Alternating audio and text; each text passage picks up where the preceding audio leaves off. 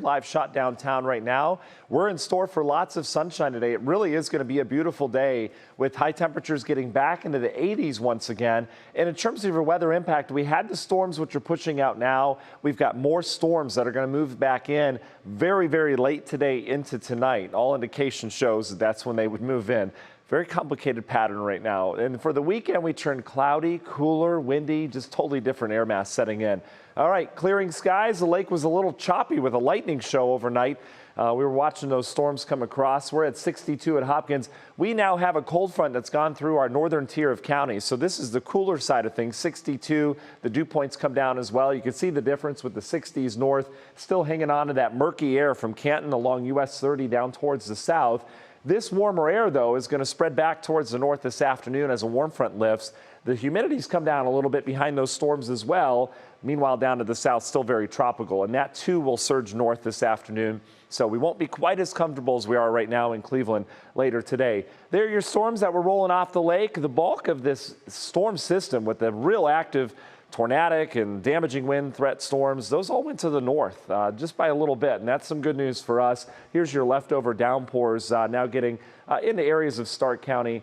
Overall, not a big deal here from here on out. Little downpour should be out of there. This system has this elongated area of energy out ahead of it that produced all the severe weather, tornado outbreak, as we were talking about yesterday in Wisconsin. Michigan got nailed by these storms. But you notice it was off towards the north. We never saw development on that southern part of that line, which guidance was showing was going to happen. And so that's a good thing for us locally that we missed the worst of it here.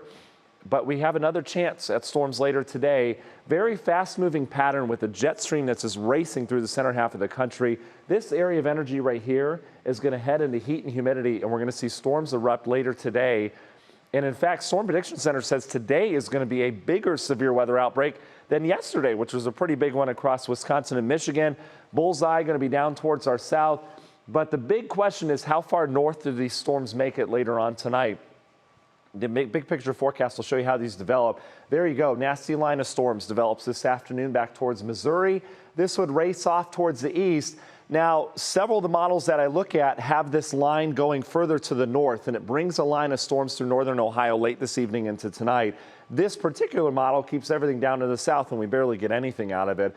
So that's what we're dealing with later today in this complicated setup. Because those storms haven't developed yet, that's why they're not really being picked up accurately on the modeling. But the potential's there for a line of storms to move through, especially our southern counties later this evening. National Designer hour by hour forecast it. Remember, this is one of the models that doesn't show the storms moving through. So it has this dry all day. Temperatures get up near 80 degrees or so.